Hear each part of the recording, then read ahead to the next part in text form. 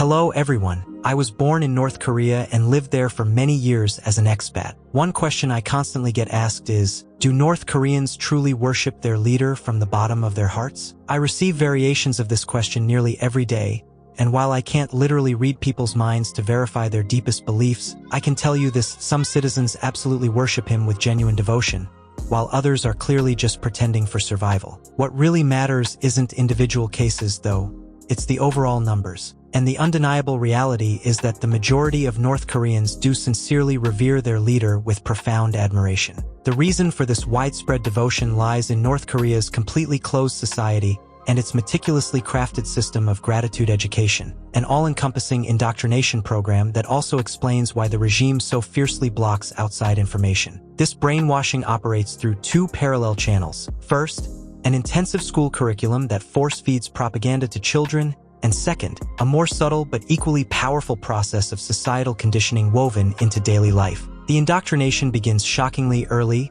I vividly remember my very first kindergarten lesson involved memorizing the sacred birthdays of the great sun god, which is Kim Il-sung, second sun god, which is Kim Jong-il, and great moon goddess, Kim Jong-suk. She was far more than just Kim Il-sung's wife and Kim Jong-il's mother. She was a central figure in the regime's myth-making. Even toddlers who haven't started school yet learn these dates through the special treats distributed on these occasions. Our daily routines were filled with ritualistic displays of loyalty. We couldn't even eat our snacks until we'd shouted our thanks to the leaders and bowed deeply before their ever-present portraits. This constant reinforcement from earliest childhood is how they build absolute devotion to the regime. Looking back now, I realize how calculated it all was. In kindergarten, they weren't just teaching us letters and numbers, they were shaping our entire worldview. Sure, we learned basic vowels and counting, but the real lesson was far more insidious. That North Korea was the happiest, most perfect country in the world, all thanks to the great sun god, Kim Il-sung. The gratitude education wasn't overt yet, no long lectures or forced confessions, just a steady drip of propaganda, making sure we associated every small joy with the leader's benevolence. Even snack time became a loyalty test. No treats until we thanked them. It's chilling to realize how early they plant those seeds of devotion. Elementary school was where the real brainwashing began. We were fed carefully crafted myths about the two sun gods and the great moon goddess through textbooks that kept changing their titles like some bizarre rebranding campaign. First it was Great Marshal and Marshal, then both became great leaders, and now they're called beloved leaders and great marshals. It's no wonder most people just call them Great Marshal and General to keep it straight. As for Kim Jong-un, he gets the title Marshal Kim with an extra honorific, though curiously there's no official childhood propaganda for him in schools yet. Give it time, they'll surely invent one soon to complete the unholy trinity. The most surreal part was studying leaders' childhood, these fairy tales portraying the Kims as superhuman geniuses from birth. The not-so-subtle message: everything good in your life comes from them. How dare you even think of questioning it? They weren't just teaching us history, they were programming us to worship the Kims as divine beings while convincing us we owed them everything. And the indoctrination didn't stop with history lessons. In language classes, we were forced to memorize propaganda texts word for word, robotic recitations of the Kim family's greatness, until the phrases became permanently etched in our minds. Even the school system itself was unstable, with schedules constantly being tweaked like some bizarre social experiment. I vividly remember our daily timetable being abruptly changed at least 3 times, sometimes shifting by a full 30 minutes for no apparent reason. One month we'd start at 8 a.m., then suddenly 8:30, then back to 8 o'clock again. It was as if they wanted to keep us permanently off balance while drilling their messages into our heads. Time itself became another instrument of control in North Korea's surreal reality. Without reliable electricity, people had to depend on rumors and word of mouth to set their clocks, creating a society where no one could be certain of the exact time. The only official timekeeping came from those omnipresent gratitude loudspeakers, and only when the regime chose to power them on. Picture this: entire neighborhoods of people clutching their clocks, desperately straining to hear the distorted, crackling announcements through the static, just to synchronize their lives with the regime's arbitrary timeline. The cruel irony? While ordinary homes sat in darkness, those loudspeakers, along with the glowing portraits of the Kims, never lost power. They'd rather keep their propaganda machines running than let people watch television to check the time. It was a perfect metaphor for the regime's priorities. The leader's image mattered more than basic human needs.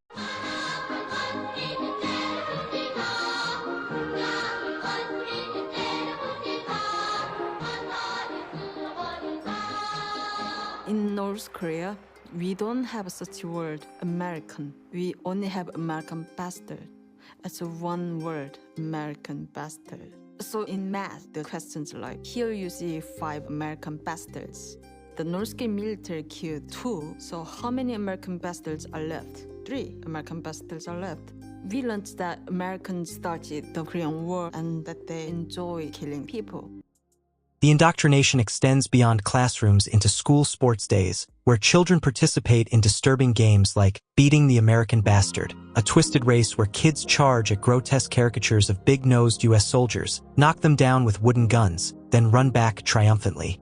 This isn't just play, it's systematic dehumanization training. From their earliest years, North Korean children are steeped in 2 toxic lessons: worship for the Kim dynasty and hatred for an imagined American enemy they'll likely never encounter. Government exhibits compound this by portraying U.S. soldiers as simultaneously vicious and incompetent, a psychological trick making the enemy seem both terrifying and easily defeated. What chills me most is how some outsiders applaud this brainwashing. When I describe these games, certain commenters cheer the anti-American messaging, oblivious to how they're endorsing the manipulation of children's minds. They fail to see the cruelty in training 5-year-olds to view other humans as subhuman targets, the same tactic used by every genocidal regime in history. Even as a child, the propaganda didn't quite add up for me. If American soldiers were as stupid and weak as our textbooks claimed, how had they nearly defeated our invincible army during the war? The cognitive dissonance was glaring, but voicing such thoughts was unthinkable. Instead, we absorbed the hatred through every subject, even math. Our workbooks featured problems like,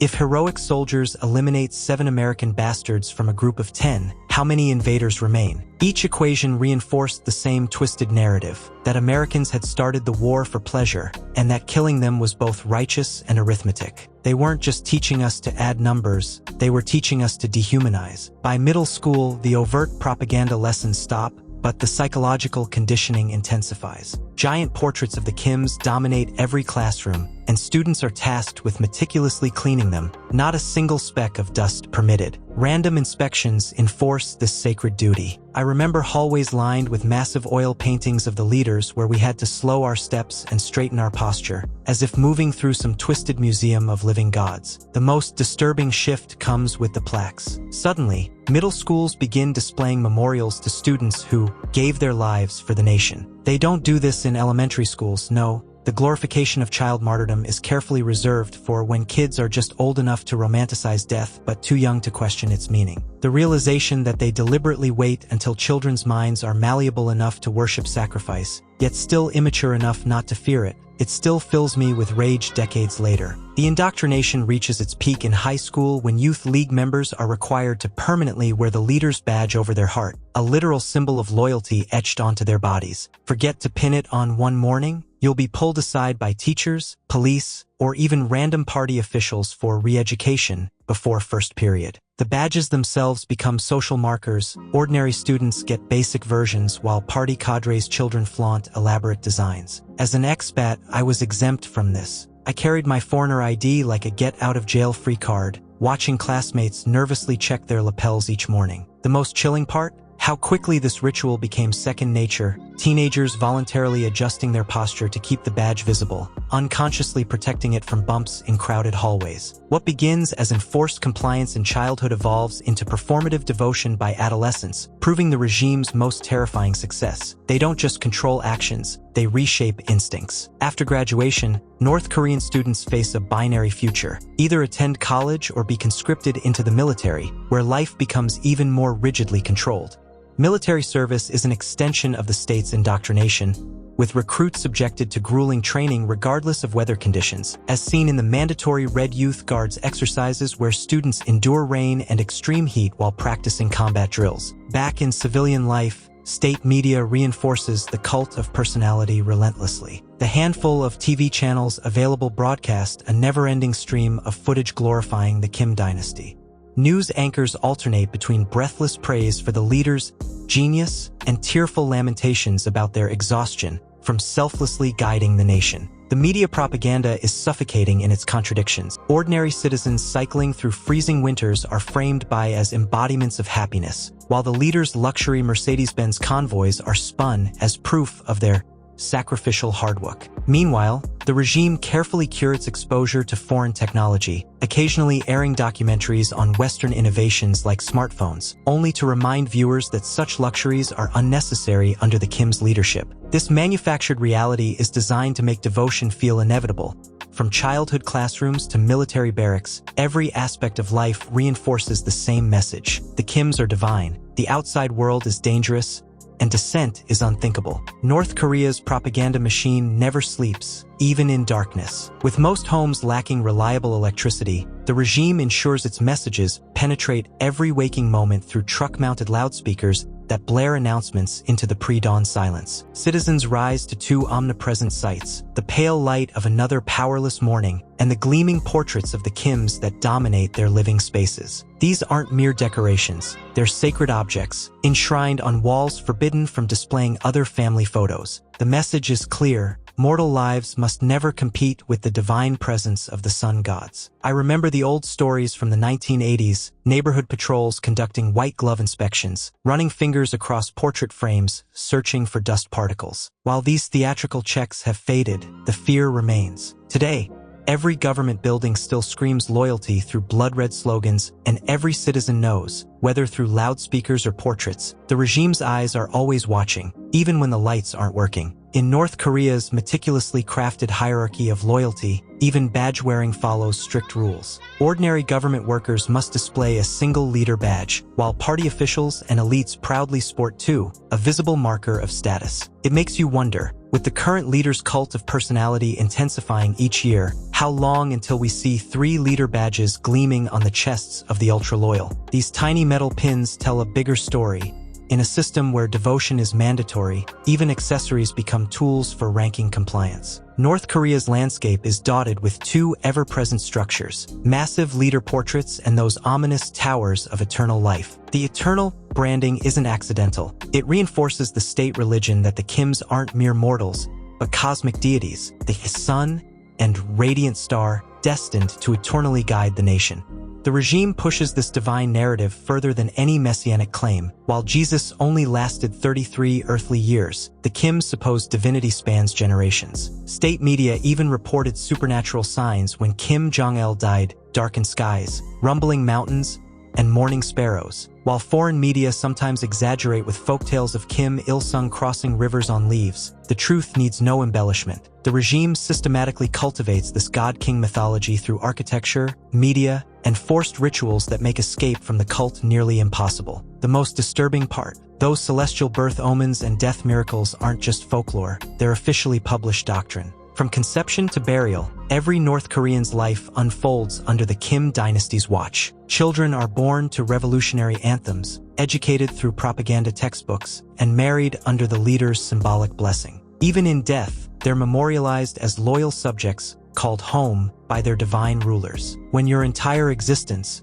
from first breath to final rest, is framed as dependent on the Kim's benevolence, questioning the system becomes psychologically unimaginable. This isn't just indoctrination, it's the total colonization of mind and soul. And let's be brutally honest, if you had been born there, you will likely be kneeling before those portraits too. This is why most North Koreans do appear to revere their leaders, not because they've freely chosen to, but because the regime has erased all other possibilities. The indoctrination is so total, so relentless, that even doubt becomes unthinkable. The outside world seems distant and dangerous, while the Kim's divine rule feels like the only reality. If you enjoyed this video, hit that subscribe button and leave a comment down below. I will be sharing more shocking videos about the real life inside of the Hermit Kingdom.